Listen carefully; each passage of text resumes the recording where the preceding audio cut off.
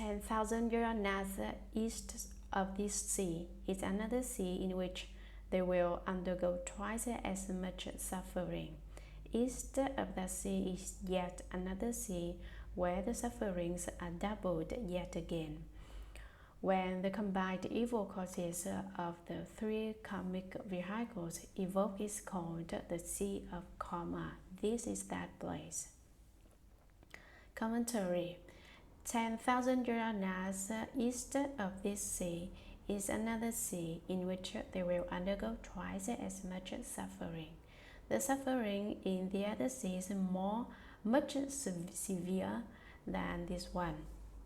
See how people are suffering as the evil beasts and yakshas chase them about in this ocean. Were you to see the other sea, you would know that the suffering there is manifold compared to this one. East of that sea is yet another sea where the sufferings are doubled yet again.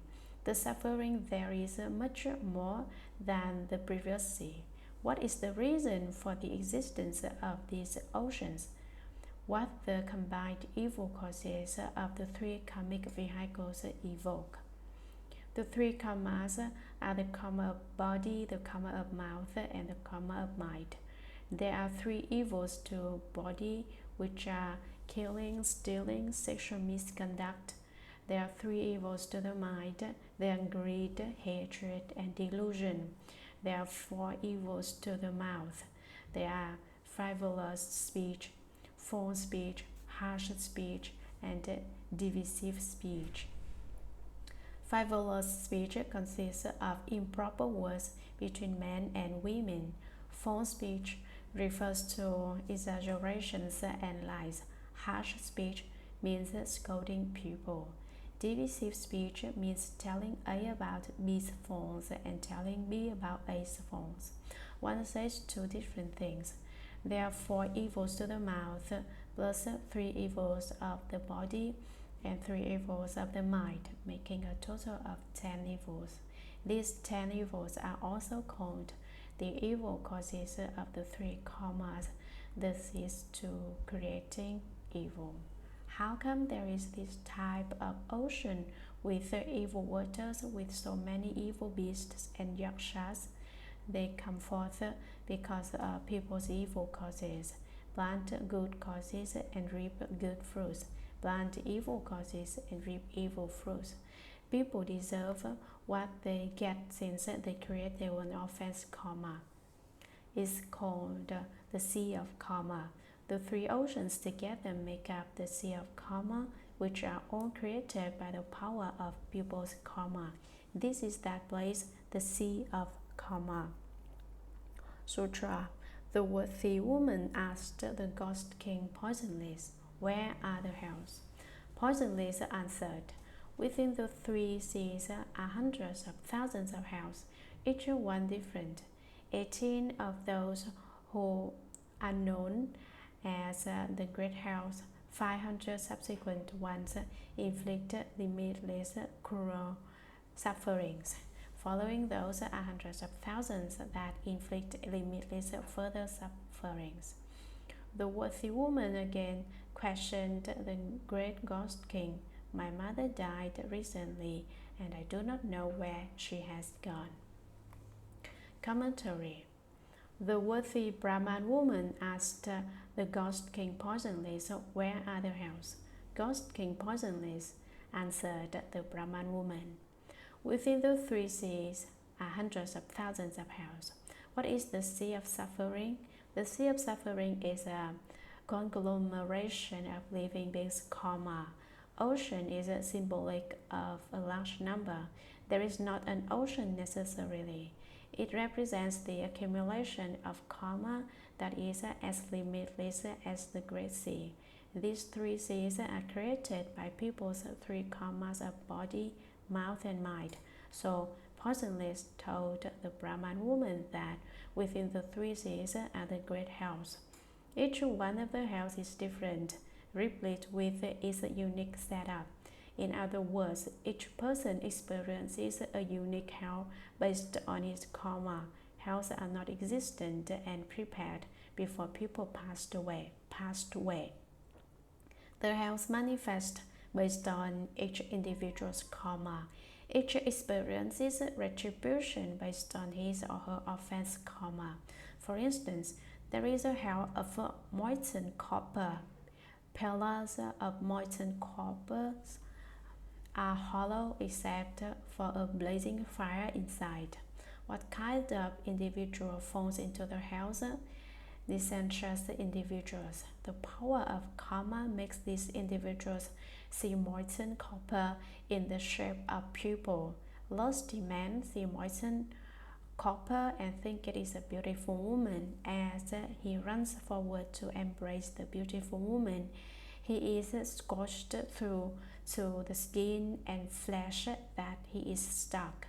Lusty women see molten copper as an extremely handsome man or an old friend. She wants to get closer without regard for anything, but when she does get close, she gets burned to death by the fire of desire. After being burned to death, a clever wind in the house that was mysteriously created revives the being in the house so that he or she experiences the same retribution repeatedly, though he or she has forgotten the results and only remembers the benefits. He or she makes the same mistake and suffers the retribution there. This is how the molten copper hell works. There are many different kinds of hells, each with each unique features. 18 of those are known as the Great Hells. Each hell has 18 separate spots.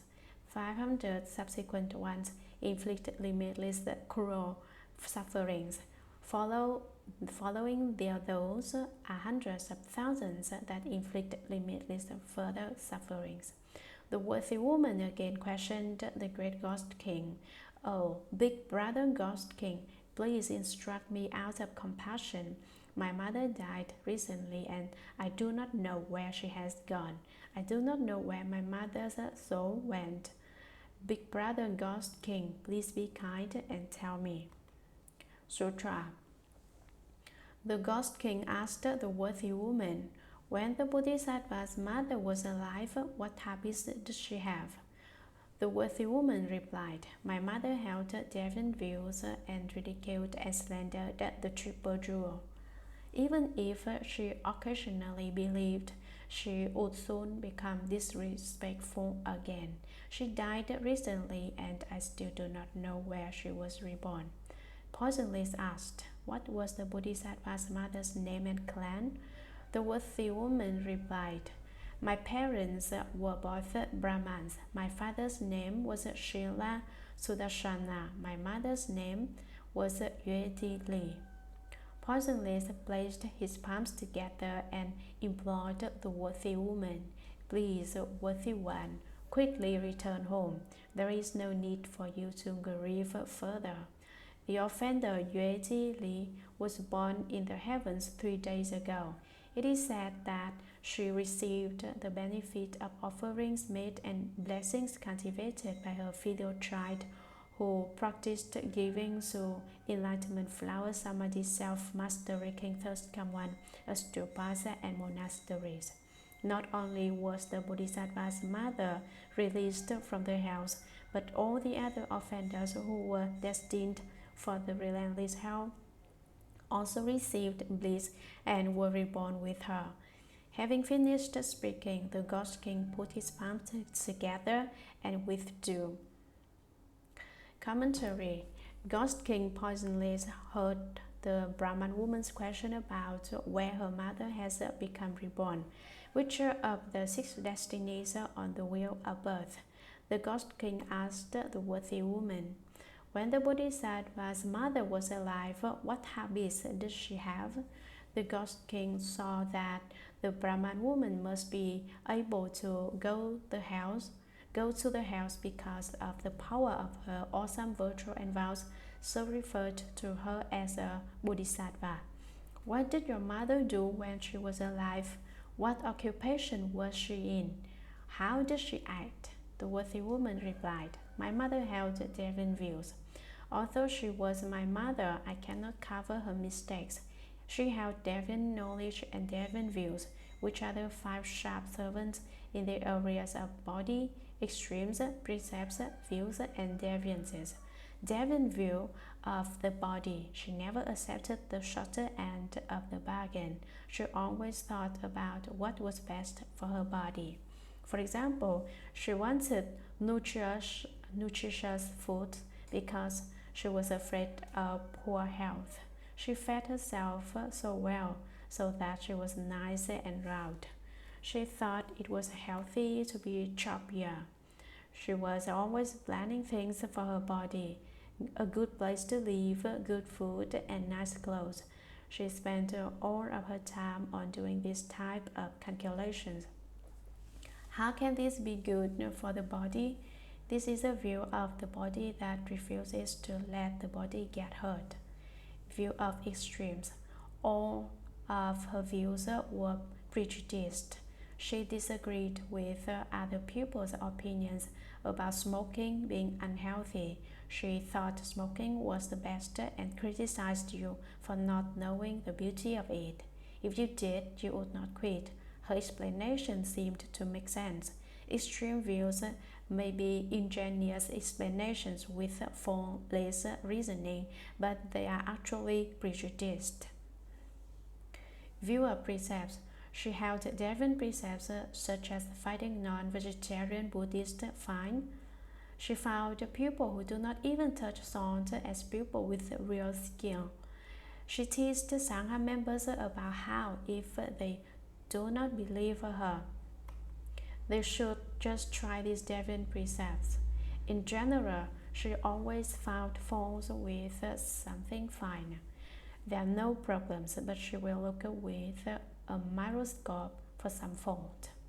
Deviant view. For example, everyone says it is right to be filial to our parents, but she would say, why? Parents procreate because they sought momentary pleasures, and you think they are good to you. Do not bother with your parents. They deserve to get old and die. The sooner that they die, the better. Otherwise, there is just one more consumer alive. She gave these big long explanations arguing with you about filiality. She said it is wrong to be filial. Why be filial to elders? That is really stupid. This is a deviant view. And ridiculed and slandered the triple jewel. She teased and criticized. When she saw people bowing to the Buddhas, she would say, is that a Buddhist? Buddhists do everything. They are no better than anybody else. They still eat, drink, gamble, and prostitute like everyone else. What good is it to believe in the Buddhas? She piles a list of faults on Buddhists so that Buddhists seem like criminals who commit worse things than the 10 evils and the 5 rebellious acts. This is a form of ridicule. She slandered by saying Buddhism cheats people. She said the Buddha, the Dharma, and the Sangha are all fake. The Buddha is made of clay, the Dharma is the words on paper, and Sangha members are human too.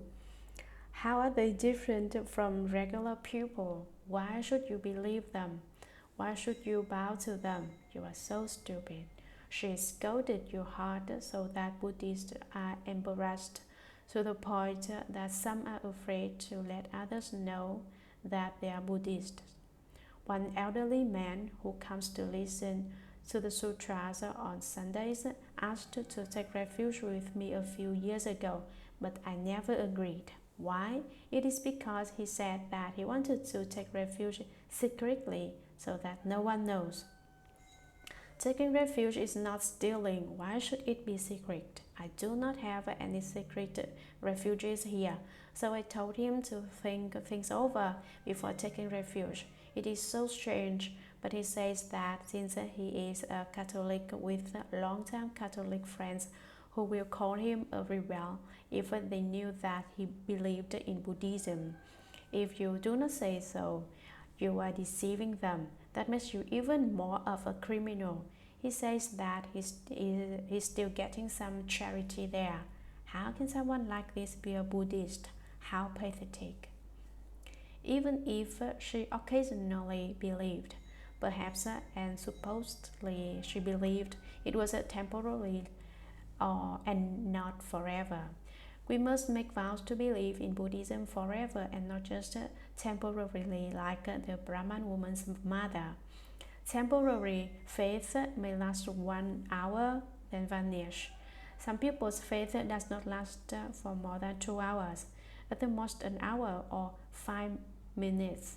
They cool off after 5 minutes of faith. We must make vows to have faith forever.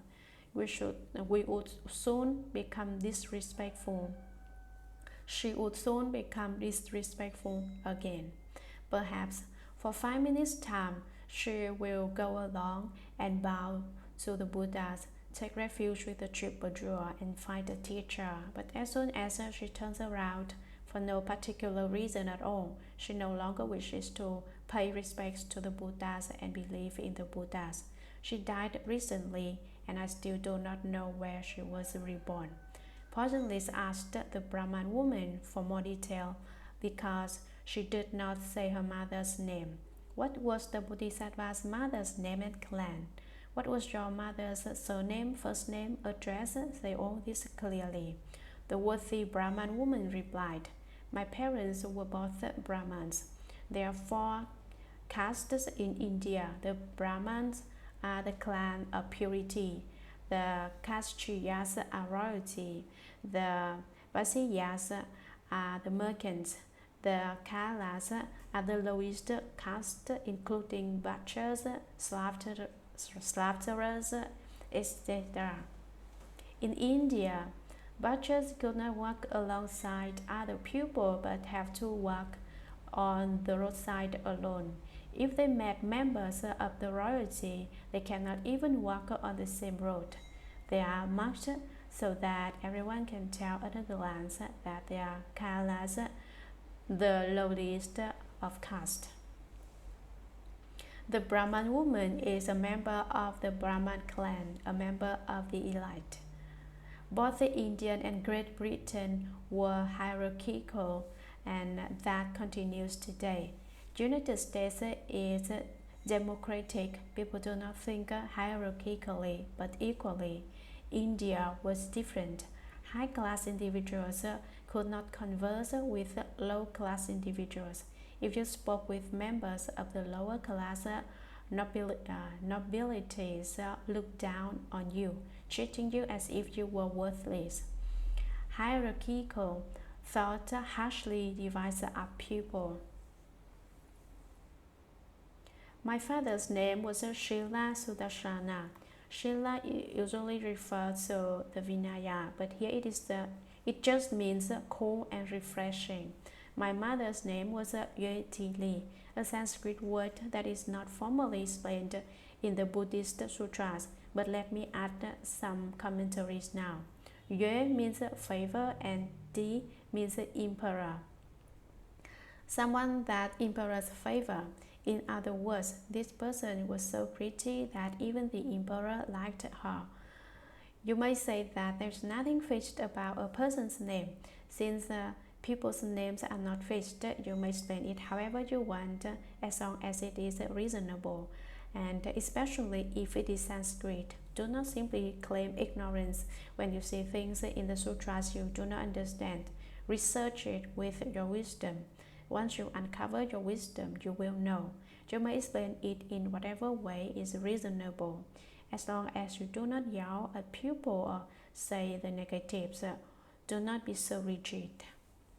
Poisonless placed his palms together out of respect and implored the worthy Brahman woman, please, worthy one, quickly return home.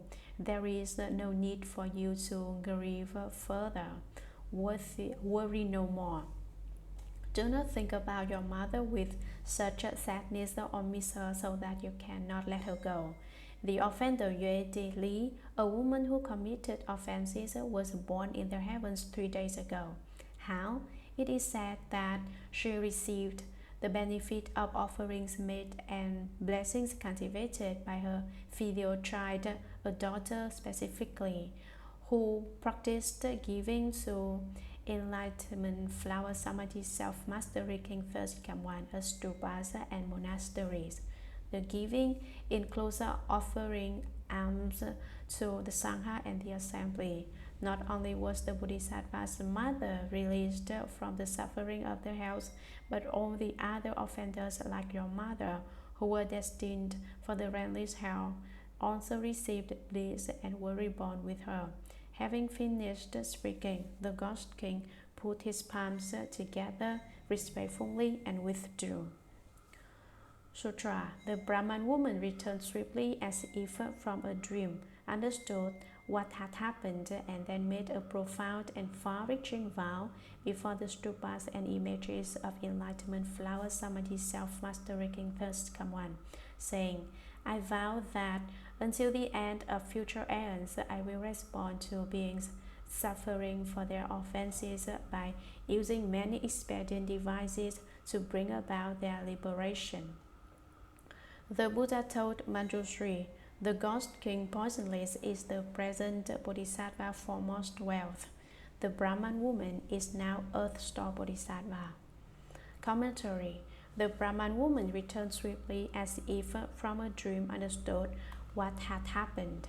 She went back and thought to herself, oh, I was by an ocean where I saw Poisonless, the great Ghost King, the evil beasts and offenders in their house. I asked him where my mother was reborn, and the Ghost King says she became reborn in the heavens. She knew that none of this was illusory, but occurred because Enlightenment, Flower Samadhi, Self-Mastery, King First Come One's awesome mind helped to make it happen. And then she made a profound and far-reaching vow before the stupas and images of Enlightenment, Flower Samadhi, Self-Mastery, King First Come One, saying, I vow that until the end of future ends. When will the end of future ends occur? There will never be an end. Hence the vows of Earth Star King Bodhisattva will never end either. I will respond to beings suffering for their offenses throughout all 6 destinies by using many expedient devices to bring about their liberation, allowing them to leave suffering and attain bliss. The Buddha told Manjushri, the Ghost King Poisonless, who conversed with the Brahman woman, is the present Bodhisattva foremost wealth. The Bodhisattva foremost wealth cultivated the 7 sacred gems. 1. Faith, a gem in cultivation. 2. Precepts. The transmission and receiving of precepts are rare in the age of the decline of Dharma, but monastics must receive the precepts to be actual monastics. 3. Erudition. 4. Renunciation. Giving is also a gem in cultivation. 5. Wisdom, a gem in cultivation. 6. A sense of shame. 7. Remorse. Usually, remorse and a sense of shame go together. Although they are separate here, they are necessary gems in cultivation. He is called the Bodhisattva foremost wealth because he has these 7 gems of faith, precepts, erudition, renunciation, wisdom, a sense of shame and remorse. The Brahman woman is now Earth Star Bodhisattva. This is why we must emulate the former Earth Star Bodhisattva and practice filial respect on a wide scale, including the virtue of being filial to our parents and saving our parents. Sutra. At that time, the division bodies of Earth Star Bodhisattva began gathering in the palace of the Trayastrimsha Heaven from billions of inexpressible, inconceivable, immeasurable, ineffable, limitless asamkhya's of worlds. They came from wherever hells are found due to the spiritual powers of the First Come One. Each came from his own direction and was joined by thousands of billions of Nayutas of those who had obtained liberation from the path of karma. All brought incense and flowers as offerings to the Buddha. Those groups who came were irreversible from Anuttara Sammasambuddhi because they had been touched and transformed by Earth-star Bodhisattva. For long aeons they had wandered in birth and death, undergoing suffering within the six paths without even temporary respite. Now they had reached various levels of sagehood due to the great compassion and deep vows of Earth-star Bodhisattva. They felt joyful as they arrived at the Trayastrimsha Heaven and gazed at the first come one, their eyes not leaving him for a moment.